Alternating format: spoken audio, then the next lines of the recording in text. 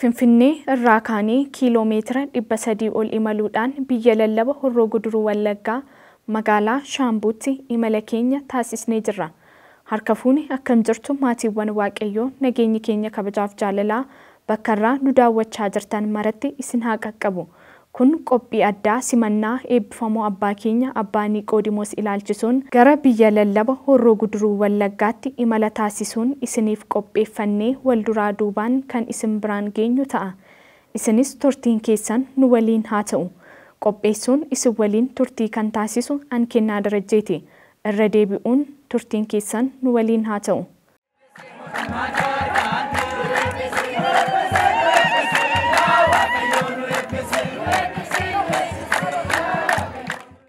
Uummatni biyya lallaba Horroo Guduruu yeroo dheeraaf gaaffii Phaaphaasiin haaraa nuuf haa muudamu jedhanii dhiyeessaa turan fudhachuun qulqulluun Siinodoosii ji'a Onkololeessaa marii bal'aa irratti gaggeessuun uummata kanaaf murtoo dabarseen eebbifamoo Abbaa Niqoodimoos hangafa Phaaphaasii biyya lallaba Horroo Guduruu ta'anii akka uummata isaanii tajaajilaniif murteen darbuun isaa kan yaadatamudha.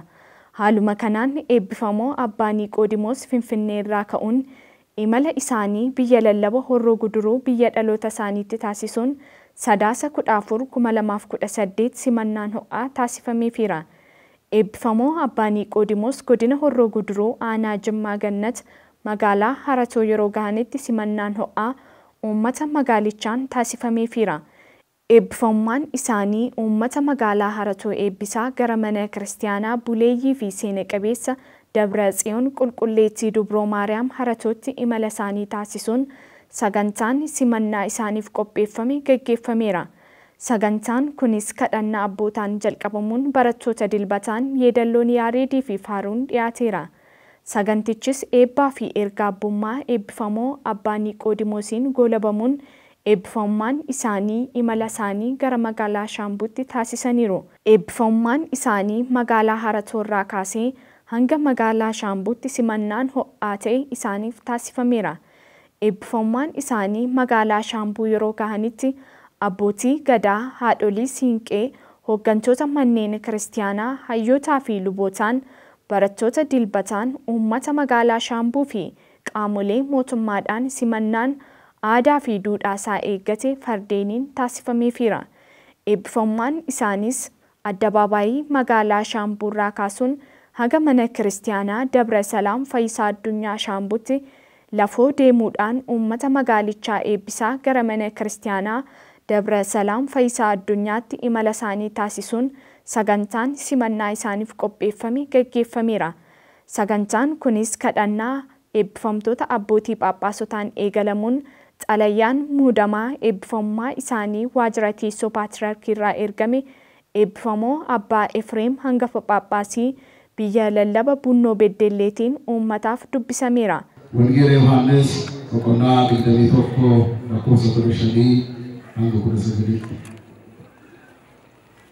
Laaqanas erga nyaatanii booddee gooftaan keenya Yesuus Sim'oon Phexrosiin yaa ilma Yoonaa Sim'oon warra kana caalaa na jaalattaayii jedhee innis eeyyee yaa gooftaa koo akkan si jaaladhu ati ni beektaa jedhee gooftaan keenya Yesuus hoolaa tokko eegii jedhee ammas irra deebiin yaa ilma Yoonaa Sim'oon na jaalattaayii jedhee innis deebisee eeyyee yaa gooftaa akkan si jaaladhu ati ni beektaa jedhee tokkoloo tokko bobbaasii jedhee yeroo sadaffaaf yaa ilma Yoonaa Sim'oon na jaalattaayii jedhee Phexrosis yeroo sadii na jaalattaa waan isaan jedheef digatte yaa gooftaa koo ati hunduma beekta anis akkan si jaaladhu ati ni beekta jedhee egaa ilmoolee koo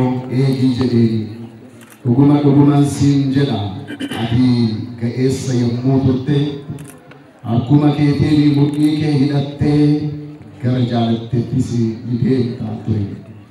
Yeroo dolloomtetti garuu harka kee ni diriirsita mudhii keetis kan biraatu siifidha. Gara ati hin barbaannettis si fudhatu. Du'a isa akkamiin Waaqayyoon kabajuuf akka jiru yoo isa akeeku kana dubbate kanas jedhee ana duukaa bu'ii jedhee se'amni booyoo zalaala kana keenya qalbitti nuufaa bulchuu isa keenyaatiin dhugumaan akka ittiin jiraannuuf waaqayyo hunduma keenya nu haa gargaaru. ጥቅምት 14 ቀን 2016 ዓመተ ምህረት በተደረገው የቅዱስ ሲኖዶስ ምልዓተ ጉባኤ ስብሰባ ብፁዕነቶ የምስራቅ ሐረርጌ ሀገረ ስብከትን እንደያዙ የሆሮ ጉዱሩ ወለጋ ሀገረ ስብከት ደርበው እንዲሰሩ ተወስኗል። ስለዚህ በቅዱስ ሲኖዶስ ውሳኔ ምልዓተ ጉባኤ መሰረት ከጥቅምት 14 ቀን 2018 ዓመተ ምህረት ጀምሮ የምስራቅ ሐረርጌ ሀገረ ስብከቶን እንደያዙ የሆሮ ጉዱሩ ወለጋ ሀገረ ስብከትን ደርበው እንዲሰሩ የተመደቡ መሆኑን እናስታውቃለን። እግዚአብሔር ኢትዮጵያን ይባርክ። አባ ማትያስ ቀዳማዊ ፓትርያርክ ርዕሰ ሊቃነ ጳጳሳት ዘኢትዮጵያ ሊቀ ጳጳስ ዘአክሱም ወዕጨጌ ዘመንበረ ተክለ ሃይማኖት ግልባጭ ለብፁዕ ወቅዱስ ፓትርያርክ ልዩ ጽሕፈት ቤት ለመንበረ ፓትርያርክ ጠቅላይ ቤተ ክህነት ጽሕፈት ቤት ለኦሮሚያ ብሔራዊ ክልላዊ መንግስት ርዕሰ መስተዳድር ጽሕፈት ቤት አዲስ አበባ ለሆሮ ጉዱሩ ወለጋ ሀገረ ስብከት ጽሕፈት ቤት ለሆሮ ጉዱሩ ወለጋ ዞን አስተዳደር ጽሕፈት ቤት ለሻምቡ ከተማ ከንቲባ ጽሕፈት ቤት hayyoota mana kiristaanaatiin cigoo fi yeedaloon yaareed dhiyaateera. Ergaan baga nagaan dhuftanii eebbifamoo abbaa Niqoodimoosiif hojii geggeessaa biyya lallaba horroo guduruutiin darbeera.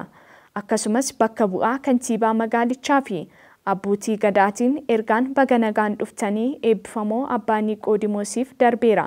Waaqayyoo isa sa'aatii kanaaf yeroo kana nagaan nu eegee akka walitti qabamnu keessummaa keenya akka simannu yeroo kana nuu kenneef galanni guddaan teessoo isaa irratti haa ta'u jecha uummanni magaalaa keenyaa keessumattuu amantoonni waldaa kiristaanaa baga nagaan iddoo kana dhuftanii baga simannaa abbaa keenya qulqulluu Niqoodimoosiin baga simannaa kanaan isin ga'e jechuun barbaada. Akkuma beekamu uummanni magaalaa keenyaa yeroo garaagaraatti amantaa isaa waan jaallatuudhaaf kabaja guddaa waan qabuudhaaf bakka bu'oota amantaa isaafis iddoo waan qabuudhaaf sa'aatii dheeraa eegee simannaa bal'aa gochuudhaaf gammachuudhaan iddoo kanatti yeroo argamu anis bakka keessan bu'ee baga nagaan dhuftanii jechuudhaaf carraa argachuu koof guddaa gammachuu guddaan akkanatti dhaga'amu ibsuun barbaada. Egaa waldaan kiristaanaa kan isheen labsitu jaalala tokkummaadha. Uummanni keenya jaalalaa fi tokkummaan elaa fi elaameen walii ta'ee walii galee yaada tokkoon hafuuraan fooniin tokkummaa uumee biyya keenyaaf nagaan jaalalli araarri akka bu'u gochuudhaaf walii isaa gidduutti namaaf nama gidduutti nagaan tokkummaan akka uumamu jaalalli akka uumamu akkasumas waldaaf waldaa gidduutti nagaan akka uumamu jaalalli akka uumamu gara biraa akka magaalaa keenyaatti darbee akka guutuu godina keenyaa akkasumas akka biyyaatti nagaan akka bu'u waldaan cimsitee yeroo kadhattu tokkummaa waan barbaaduudhaaf tokkummaan iddoo guddaa akka qabu tokkummaan humna akka ta'e beeknee wal cinaa dhaabachuun wal gargaaruun wal simachuun hunda keenyarraa eegama jechuun barbaada. Egaa wangeelli wal wajjin jiraachuun obboloota akkam gaariidha. Waliin ta'uun wal gargaaruun wal gaafachuun tokko ta'uun yaadaan qindaa'uun elaa fi elaameen wal dhagahuun ijaarsa biyyaa keessatti akka waldaattis haa ta'u misooma biyyaa keessattis iddoo olaanaa waan qabuudhaa fi abbaan keenya gaafa asufan akka waldaatti waldaa kana ijaaruuf lallaba akka biyyaatti isaanitti kenname amantoota kana gargaaruu irra darbee gama misoomaan magaalli keenya akka guddattu akka ijaaramtu kana caalaa akka dorgomaa taatu uummanni keenyis elaaf elaameen akka inni wal jalaa dhagahee jireenya isaa fooyyessu hirmaannaan gama nageenyaan gama misoomaan barbaadamus yoo jiraate nu cinaa dhaabbachuudhaaf waan dhufaniif unis akka bulchiinsa magaalaa Shaambuutti onnee keenyarraa waan isaan hojjetan karaa kamiyyuu taanaan bira dhaabbannee gargaarsa barbaachisu gochaa magaalaa keenya waliin misoomsaa waliin guddisaa tokkummaa fi jaalala uummata keenya keessatti buusaa kana caalaa magaalaa Shaambuu guddina amma jalqabde waan xixiqqaa tokko lama jennee lakkaa'uu jalqabne kanaa olitti akka lakkaa'amuu danda'u jijjiirama guddaan akka argamu yeroo muraasa keessatti qabannee waan jirruudhaaf isinis unu cinaa dhaabbattanii kana caalaa misoomsinee dhaloota keenya ganaa lafaa ba'aniif haala mijataa fi misooma guddaa dhaalchisuu akka qabnu wal wajjin akka dhaabbannu jechaa aamsa koo asirratti yoon xumuru abbaan keenya baga nagaan dhuftanii anaa dhufu isiniin jechuun barbaada. Xumurarratti warri addanatti argamnu kun amantoonni akkuma jalqaba kaase tokkummaan yaadaa tokkummaan gocha ijaarsa biyyaa keessatti akka waldaattis iddoo olaanaa waan qabuudhaa fi tokkummaan keenya eegamuu qaba. Jaalalli nu gidduu jiraachuu qaba. Kanaaf tokko taanee wal dhageenye misooma keessatti nageenya keessatti wal wajjin hiriirree Shaambuunaa guddisnuun dhaamsa gosa xumuraatii nagaa ta'a. Kabajamoo liqadumoos abbaa keenya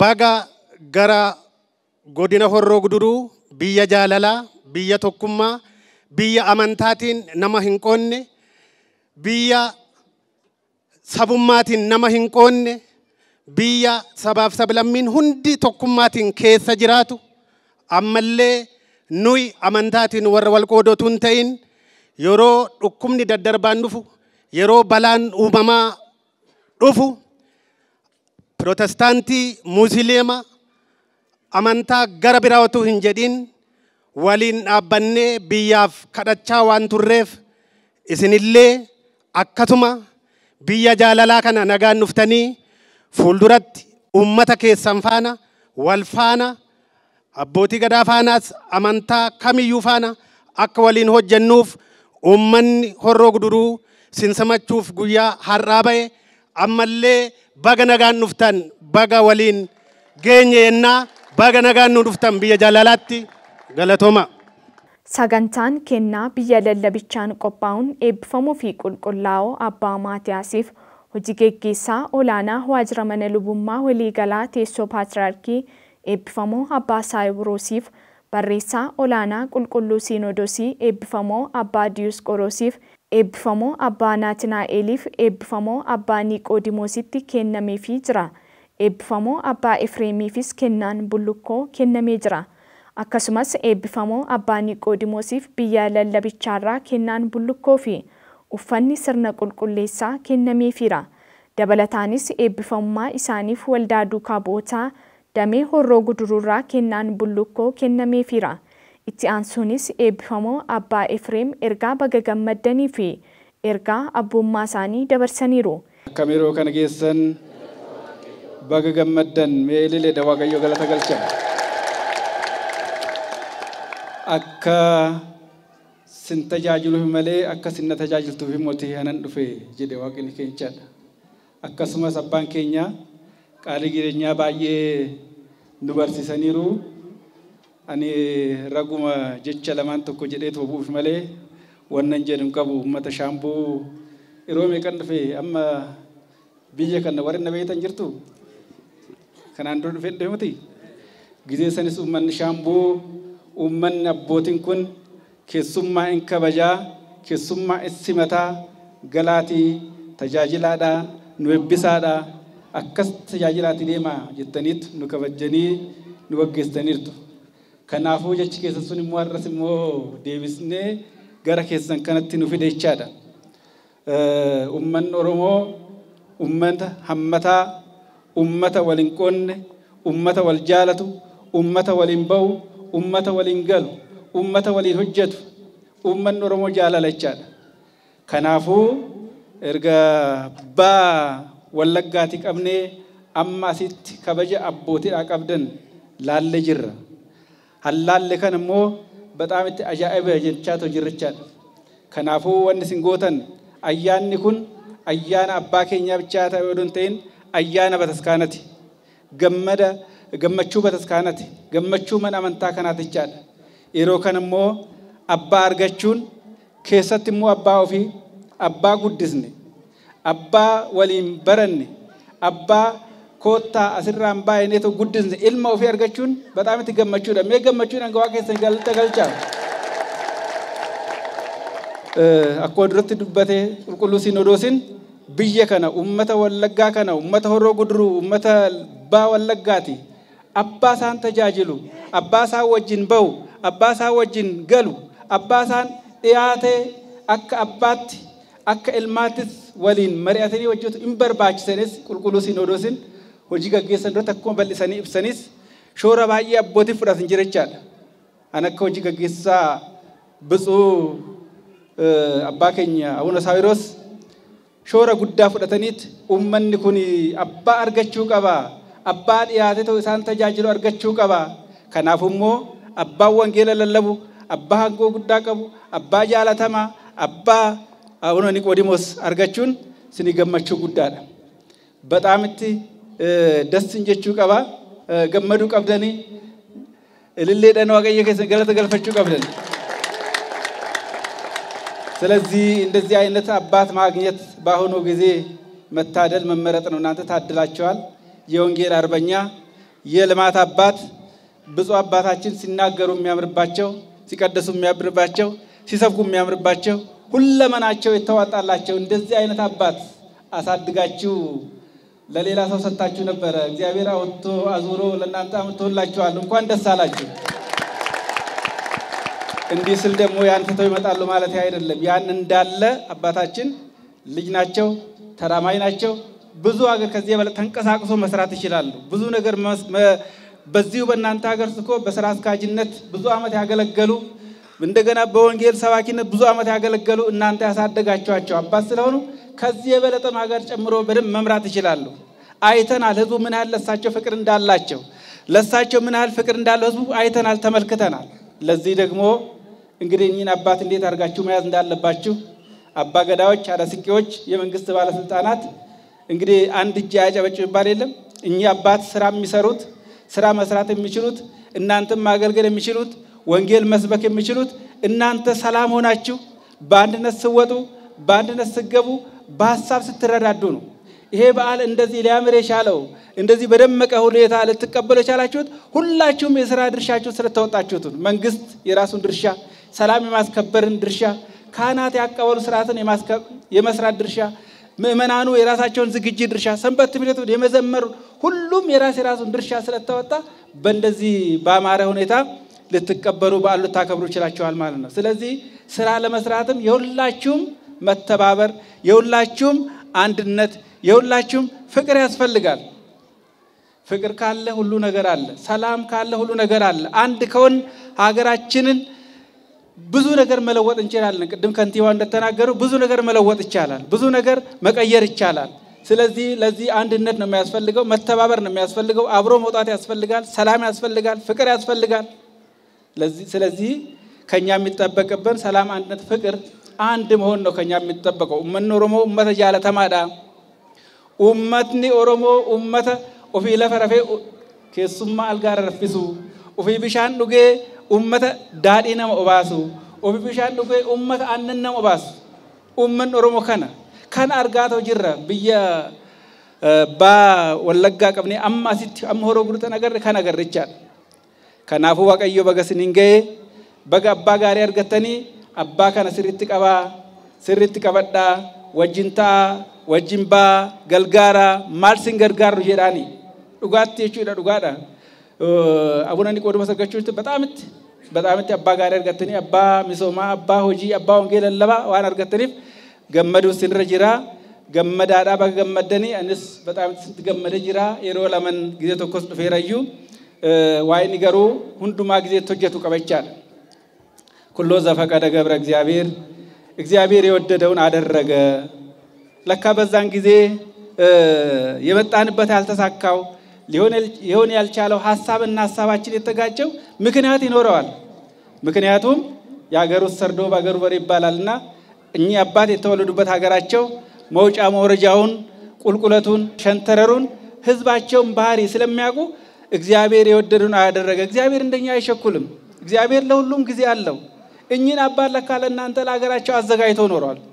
መንፈስ ቅዱስ እኚህን አባት አዘጋጅቶ ኖሯል። ስለዚህ በዛን ሰዓት ሐሳብና ሐሳብ ምን ጊዜም ሰውና ሰው አይጋጭም። ሰውና ሰው አይጣላም። የሚጣላው ሐሳብ ነው። ሐሳብና ሐሳብ ሊጋጭ ይችላል። ሐሳብና ሐሳብ ላይዋደድ ይችላል። ሐሳብና ሐሳብ ስራና ስራ ሊጋጭ ይችላል። በተቀሉ ቅድም አባታችን እንደተናገሩት ያለፈው ተተን ለወደፊት ሰላም ሆነ መስራት ነው ያሉት። ስለዚህ እግዚአብሔር ሁሉን በራሱ ጊዜ ውብ አድርጎ ሰራው። ዛሬ እኚህን አባት ለካ ለእናንተ አዘጋጅቶ ስለነበር ያን ጊዜ ሐሳባችን አንድ ላይ ሆነ የቻለው ለዚህ ነው ማለት ነው። ስለዚህ ዛሬ በጣም ደስ የሚል በዓል አሳልፈናል። ሰዓታችን እየመሸ ነው። እናንተም ጠዋት ጀምራችሁ ቆማችሁ ነው ያረፈዳችሁት። ከመንገድ ጀምራችሁ በእግራችሁ ስትደክሙ ነው ያላችሁት። ወንጌሉን እሳቸው በሰፊው አስተምረውናል። እንግዲህ የወንጌል አርበኛ የሆኑ አባት አግኝታችኋል። ለዚህ እናንተ ጠጋ ብላችሁ መማር፣ ወንጌል መማር፣ ንስሐ መግባት፣ ከቤተ ክርስቲያን ጎን መሆን፣ ቤተ ክርስቲያን ምን ያስፈልጋታል ማለት፣ ሀገር ምን ያስፈልጋታል ማለት፣ ለወንጌል ምን ያስፈልጋል ማለት ከእናንተ ይጠበቃልና ስለዚህ ስለነበረን ጊዜ ሁሉ የአባቶቻችን አምላክ የተመሰገነ ይሁን። ኤብፈሞ አባኒ ቆዲሞሲስ ኤርጋ አቡማ ሳኒ ደበርሱን ቀጀልፈም አቡማ ከነኒሮ መቃባ ኢልማ አፎራ ቁልቁሉ ዋቀተቆቲ አሜን። ኤብፈሞ አቡነ ኤፍሬም ጳጳሲ ቢየለለባ ቡኖ በደሌ ሚሴንሰ ቁልቁሉ ሲኖዶሲ ከበጀሞ ወጂ ገጌሳ ቢየለለባ ሆሮ ጉድሩ ወለጋ መላከ ኤዶም ሉባ ዱጉማ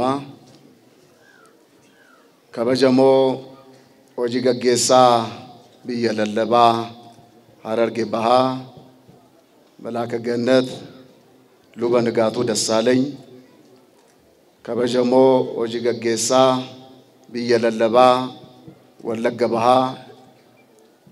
መላከ ገነት ላይከ ወንጌል ገረመው በቀላ ከበጀሞ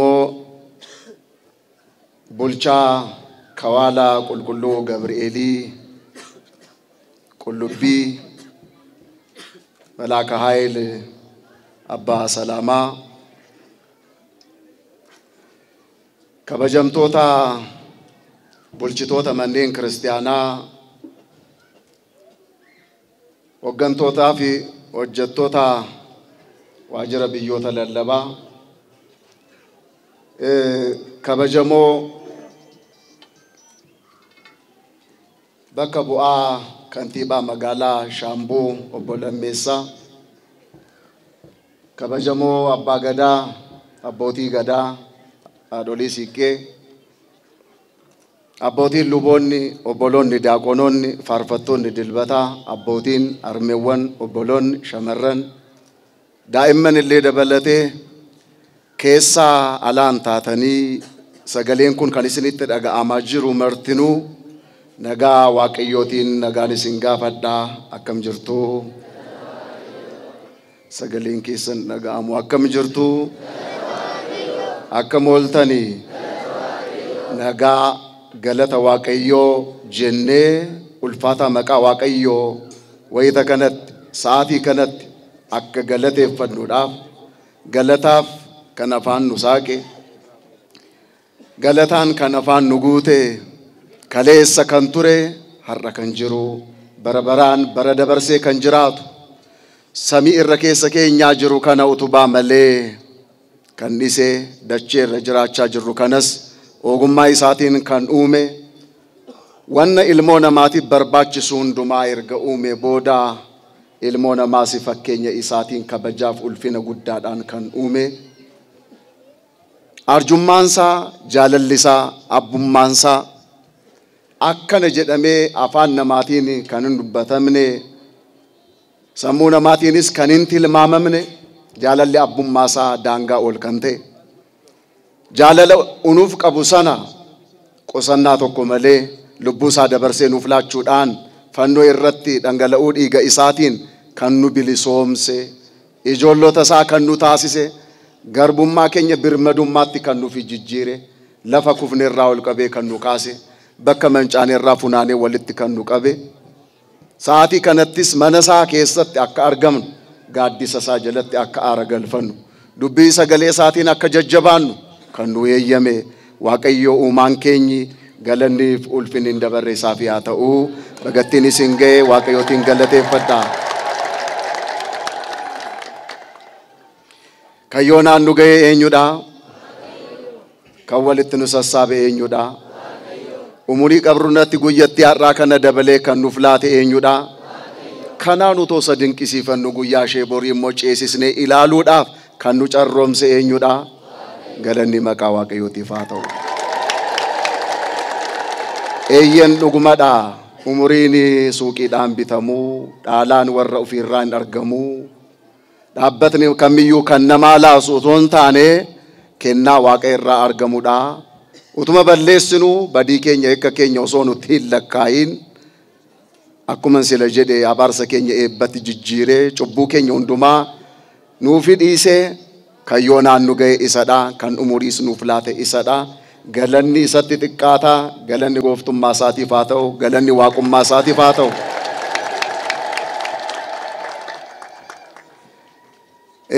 Waa hundayyuu Waaqayyoo akka fedha isaatti ni raawwata. Hojii Waaqayyoo kan daangessuu danda'u hin jiru. Yoo inni jedhe hundumtuu hin ta'a. Yoo inni hin jenne immoo wanti ta'u hin jiru. Inni jedhe manaa baane inni jedhe as geenye. Yoo inni hin jenne kun hundumtuu ta'uudhaa hin danda'u.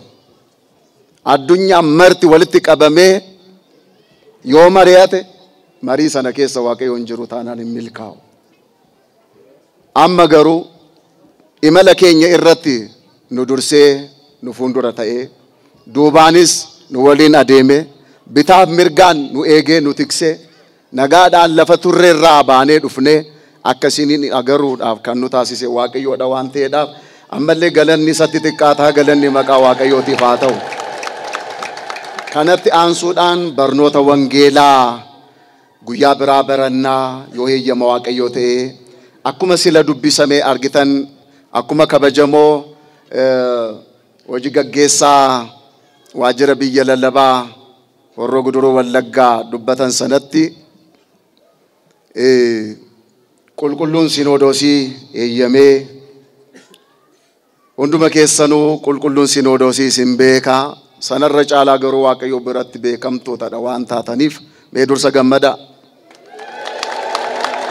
Waaqayyo fuula duratti beekamuu irra kan caalu beekamtii caalu hin jiru. Waaqayyo rifeensa mataa keenyaa lakkaa'ee ni beeka unuunaa turuuti. Tokko nuyi uf hin beeknu ta'uu danda'a inni garuu nu beeka.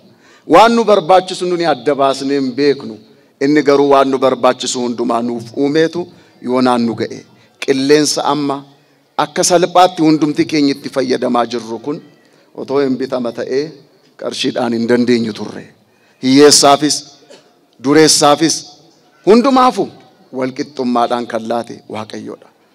Waaqummaan isaa akkasidha waan ta'eedhaaf heeyyama isaatiin qulqulluun Sinodoosii uummata Horroo Guduruu Wallaggaa keessa jiran abbummaadhaan dhaqi gaggeessi eebbisi barsiisi wangeela mootummaa Waaqayyoodhaaf kaadhimamanii akka jiraatan godhii jedhee ergama guddaa imaanaa guddaa natti laatee imaa kanaa kana baadheen dhufee isinis ammoo ulfinaaf kabaja guddaadhaan magaalaa baatanii alatti nu simattanii miilaan daandii dheeraa nu faana adeemtanii saganticha dhugumatti miidhagsitaniittu waan ta'eedhaaf jireenya keessan Waaqayyo isiniif haa miidhagsu.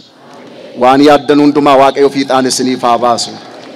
Anis imaanaa natti laatamee kana abaluu guddaadha abaluu xiqqaadha abalu qabeenya qaba abalu hiyyeessadha jedhee nama utoo addaddan qoodiin gamaa dhufe gamanaa dhufe jedhee utoo nama addaddan qoodiin walqixxummaadhaan isa kaaniif abbaa biddeenaa ta'een osoo hin taane hundumaafuu walqixa abbaa ta'een akka isin tajaajiluudhaaf kadhannaan keessan naa gargaaru Waaqayyo heeyyama isaa nuuf haa ta'u.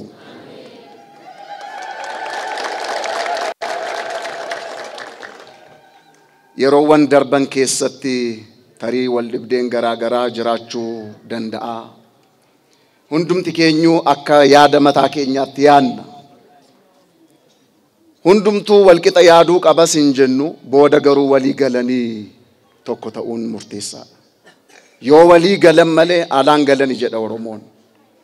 Kanaafuu alaa galuudhaaf walii galuun dirqamadha. Walii galteessa Waaqayyo nuuf haa laatu. Dursallee ganamas dubbachaan ture bakkan turetti Wallagga Bahaa irratti jechaadha. Walgayii koreedhaan hin taa'ama waa tokko murteessuudhaaf ajandaan ni dhiyaata. Ajandaa sana irratti namni hundumtuu yookaan koreewwan achi sana irratti ajandaa sana irratti argaman yaada mataa isaanii laatu. Kan hundumaayyuu yaadni tokko ta'uu dhiisuu danda'a. Yaada mataa isaanii laatanii ol dubbatanii gadi dubbatanii dubbii sirriitti bullaa'ee dhuma irratti garuu walii galteedhaan qaboo yaa'iidhaan mallatteeffamee walii galteedhaan goolabamaa jechaadha. Bilchinni akkasidha. Malee yeroo hundumaa gosa tokko ayinataa tokko yaadna otoo jennes hin dandeenyu. Maatii tokko keessatti yaadni garaa garaa jiraachuu danda'a. Amalli garaa garaa jiraachuu danda'a. Maatii tokko keessatti maqaan keenya adda addadha. Maatii tokko keessa namoonni 10 yoo jiraatan 10 isaaniiyyuu maqaan isaanii garaa garadha. Garaagartummaa keenya kana qabanne garuu maatii tokko taanee immoo jiraanna jechaadha. Saalaan adda addadha. Inni kaan dhiira inni kaan dhalaadha. Umuriidhaan adda addadha. Inni tokko guddaadha inni tokko xiqqaadha. Barnootaanis garaa gara ta'uu danda'u. Kana dhiisaa. Fedhiin isaan uffata itti uffatanillee filannoon isaanii garaa gara ta'uu danda'a. Inni tokko guraachatu itti tola. Inni tokko immoo diimaatu itti tola. Inni tokko adiitu itti tola. Garaagartummaan kun otoo jiru garuu maatii tokko keessa immoo tokko taanee jiraanna jechaadha. Garaagartummaan yoomiyyuu jiraachuu danda'a. Garaagartummaan keenya sun garuu miidhagina tokkummaa keenyaa ta'uun irra jiraata. Kiraara beektu miti. Sagaleen isaa garaa garadha. Kirrii 5 qaba taanaan. Sagaleen isaa gosa tokko otoo ta'e hin miidhagu. Faaruun itti faarfatamu sun hin miidhagu jechaadha. Sagaleen isaa garaa gara ta'uunsaa faarsaa sana hin miidhagsa. Garuu qinyit wanti jedhamu tokko jira. Qinyiti sana ala yoo ba'e garuu jeequmsa ta'a. Faaruu sana hin balleessa. ከቅኝት ውጪ ስንወጣ እንዲህ ነው አገልግሎታችን ይረበሻል። ቅዳሴያችን መንፈሳዊነታችን ሁሉ ይረበሻል። ቅኝቱ የተስተካከለ ነው የቤተ ክርስቲያን። በዚያ ቅኝት ልክ ነው የምንቀኝ እንጂ እኛ ባሰብነው ልክ ብቻ አይደለም። ማን ክርስቲያና ደምቢ ሴረ መታሽ ደንዴ ቱምቴ ኬሴት ዋንት ደበሉስ ዋን ይራይረሱንስ እንጅሩ amma ani abbummaadhaan isin tajaajiluudhaaf bakka kana kan gaafan dhufu yaada mataa koo isin gaggeessuudhaan miti. Dambiin seerri ittiin bulmaataa jechi labsii ni jira qaalawadii kan jedhamu seerri mana kiristaanaa ni jira qannoonaan dogmaan ni jira. Kanaanidha anis achi keessa hin jira isinis achi keessa jirtu. Sanaanidha gaggeessinaa gaggeessamnas jecha. Sanaa ala baane jennaan akkuma sila waa'ee kiraaraa isinitti mee sanadha ta'aa jecha. Kanaaf gara qaboo yaa isilaatti gaafa deebinu ajandaa sana haaluma nagaadhaan walii galanii xumuru. Sila kuwaati dura akkas jettee turte jechuudhaan koomiin hin jiru. Dhumarratti walii galteetu jira waan ta'eedhaaf. Kanaafuu jalqaba irratti maaliyyuu haa ta'u dhuma keenya garuu Waaqayyo tokko nuuf haa godhu. Yaada keenya tokko nuuf haa godhu. Jirbiin waliin taate arba'iiti jedhama miti. Jechamni kun jechama guddaadha. ትልቅ ምስጢር ያለው ነው። አርበይዱ የቹን እኮ ሁምነ ጉዳዳ ቀባታ ጅርቢናማ ቢሻኑም ትጋፈትነም አከሸንታቱ ቤክቱ tokkum adaan taate gaafa micciiramtu garuu waa guddaa hojjetti. Anaafisinis waan guddaa biyyaaf ta'u, dinagdee biyya keenyaatiif ta'u, nageenya biyya keenyaatiif ta'u, mana kiristaanaa keenya keessatti misooma barbaachisuu irratti tokko taane kan nuti hojjechuu dandeenyu akkuma jirbii sana yoo tokko taane waan cimaa hojjechuu ni dandeenya jechuudha. Dhugaama sobadha. Dhugaa kana taanaan daandii dhugaa kanarra deddeebi'uun barbaachisaa. Abshaalummaadhas. Kanaafu kaleessaaf eengadda wal ibdeen illee yoo jiraate ammaan booda garuu tokko taanee mana waaqayyoo tajaajiluudha qabna. Inni tokko as gotote, inni tokko achi gotata taanaan sangoonni lama walii galanii yoo qambarri irra taa'e sana seeraan hin gotatan ta'e qotisa maaltu qotisama? Qotama jechaadha. Gabareen isin rakkata qotee bulaan. Maal godhe akkam godhe hojii isaa hojjechuu danda'a. Sangoonni sun walii galanii gaafa adeeman garuu qotisni sun hin qotama waan ta'eedhaaf walii gallee akkaataa kanaatiin. Sangaan didaan tokko gaafa didu isa tole jedhee seeraan adeemu sana salgii isaa miidhaa hin madeessaa hojiin isin hojjetamu. Akkasitti wal harkisuudhaan hojiin hojjetamu hin jiru waan ta'eedhaaf waan kam keessattuu mana kiristaanaa keenyaaf gaariidha jennee yaannee hojjennee irra ta'uu danda'a. Dogoggoradha ta'ee argama jedhannaan immoo deebi'uun barbaachisaadha. Inni tokko isa tokko arrabsee inni tokko isa tokko maqaaleessee akkaataa kanaatiin tajaajilli wangeelaa hin jiru. Wangeelli jaalala, wangeelli nagaa.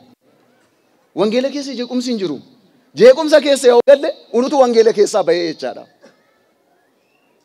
Wangeelli jaalaladha. Wangeelli tokkummaadha. Adda addummaa garaagartummaa uumna taanaan unutu wangeela keessaa baheera jechaadha. Kabajamtoota maatii waaqayyo. Yoo dhugaa kana isinitti muudhaa baadhe abbummaan koo eessarrattidha. Dhugaa wangeela irra jiru kana yoon dhoksee bakka akkuma si yaaddan haa ta'u nan jedha taanaan abbummaan koo maalirrattidha?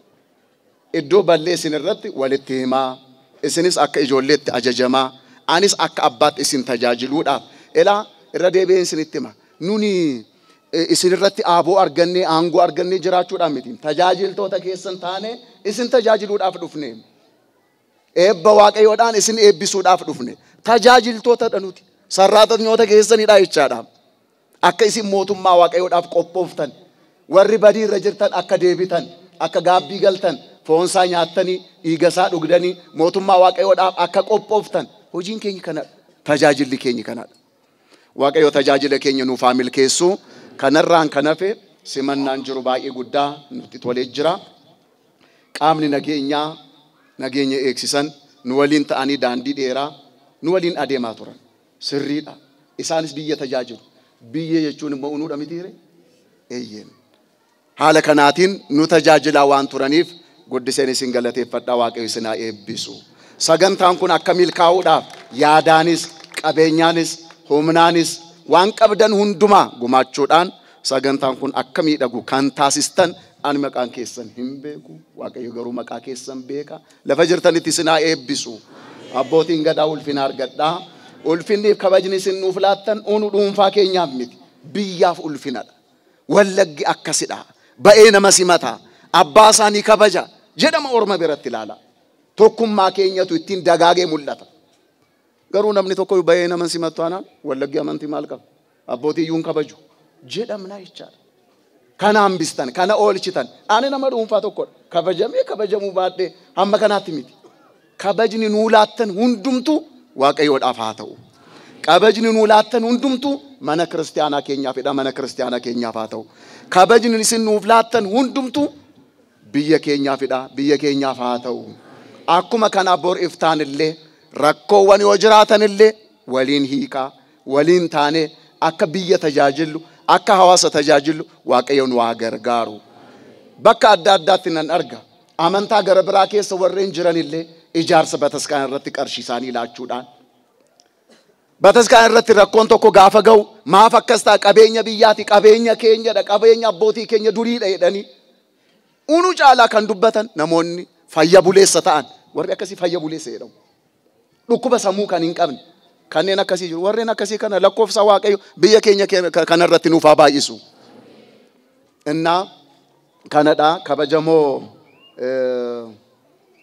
bakka bu'aa kantiibaa magaalaa Shaambuu obbo Lammeessaa jechaadha. Sila waan barbaachisu hundumaa irratti deeggarree waliin hojjennaa jedhanii waadaa naa galaa turanii ulfaadhaa fayyaa ta'aa ulfina argadhaan jedha. Waaqayyo isin haa eebbisu.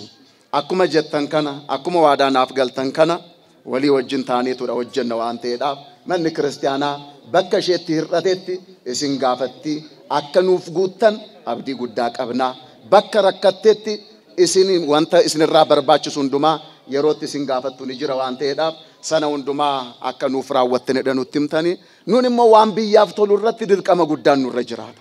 biyyi keenya akka guddatu barbaanna kanaa ol dinagdeen ishee kanaa ol akka guddatu barbaanna kun dhimma biyyaadha kana yeroon sinin jedhu siyaasa miti biyyi keenya guddachuun siyaasa wajjin eessaa walitti fidu abbootii amantaadha biyyi keenya akka nagaa ta'u araarri akka bu'u hundumtuu walii galee jaalalaan akka jiraatu biyyi keenya guddattee sadarkaa addunyaatti akka mul'attu gochuun hojii abbaa hafuuraa tokkorraa eeggamudha malee waan biraa miti jecha nunis waan nurraa eeggamu ni hojjennaa isinis waan isinirraa eeggamu hojjechuudhaan haala kanaatiin waliin taane akka tajaajiluudhaaf heeyyama Waaqayyoo nuuf haa ta'u uummanni haala kanaan baatanii dadhabbii tokko malee amma ammaattis dhaabbattanii ulfinaaf kabaja guddaa warreen nuuf laattanii jirtan Waaqayyo ulfina guddaa isiniif haa laatu hunda caalaa mana isaa keessatti Waaqayyo nu haa jiraachisu sagalee isaatiin jajjabaachaa sagalee isaa dhaggeeffachaa sagalee isaatiin aara galfachaa akka jiraannuudhaaf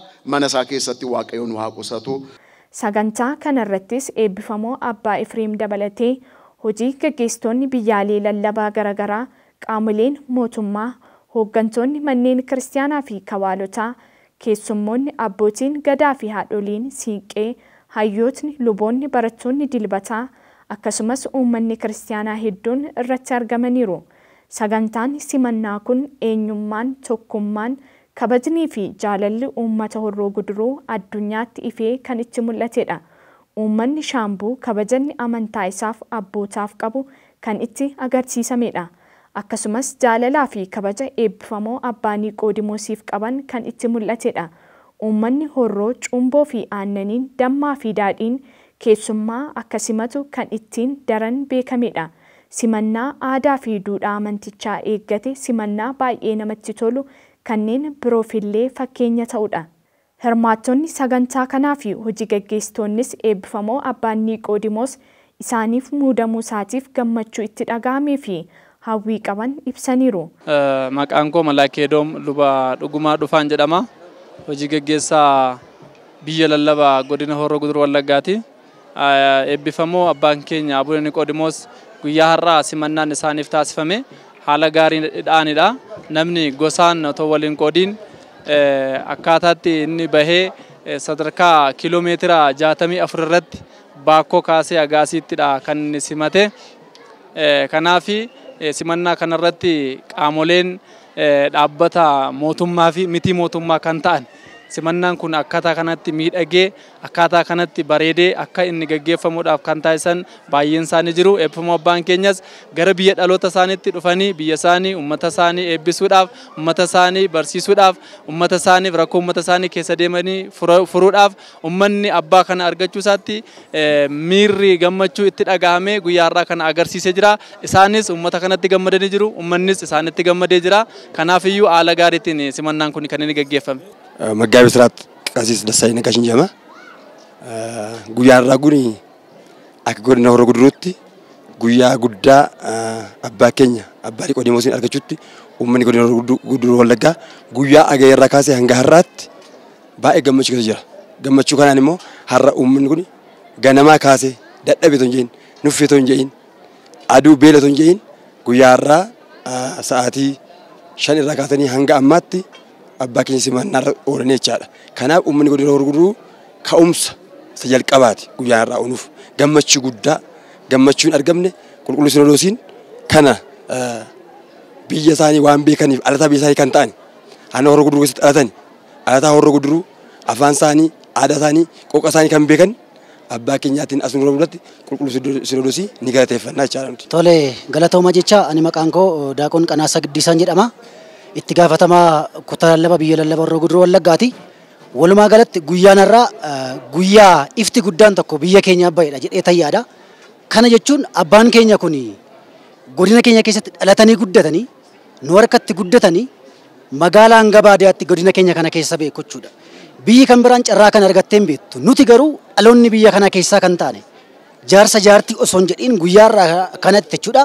Abbootiin gadaa osoo nafiin haadholiin siiqqee osoo nafiin qeerroof qarreen osoo nafiin namni hundumtuu miira isaa guutuudhaan gammachuu qabu hundumaa ibsachaa ture. Kana jechuun abbaa gara uummata isaanii afaan sabni sun dhaga'uun aadaaf duudhaa isaanii kan beekan goota wangeelaa ta'an nutis baay'ee kan jaallannu isaanis baay'ee kan nu jaallatu namni hundumtu osoo gara keenyatti nu dhufan jedhanii hawwiitiin eegaa kan turan amma garuu abjuun sun milkoome wanti hundumtu sun raawwatame biyya keenyaaf gaafa isaan simataman dhugaa dubbachuuf gammachuu guddaatu akka biyya keenyaattis akka saboota keenyaattis nutti dhaga'ama jechuun barbaada. Maqaan koo Diyaaqoon Darajjee Galataan jedhama.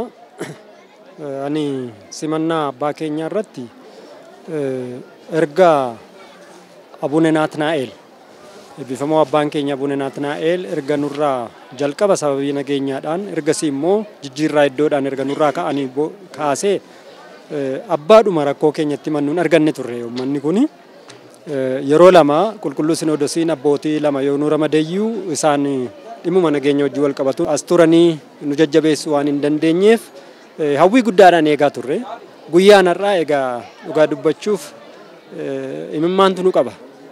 Gammachuun nuti qabnu dachaadha. Tokkoon amala biyya kanaas kan beekan isaaniinis kan beennu unuunis isaanis kan nu beekan rakkoo yeroo ammaa kana jirus immoo furanii himimmaan keenya nurraa haqanii nu jajjabeessu nu cimsu kan jennu abbaa keenya nu dhufe waan ta'eef gammachuu guddaatu nutti dhaga'ame dhugaa dubbatu.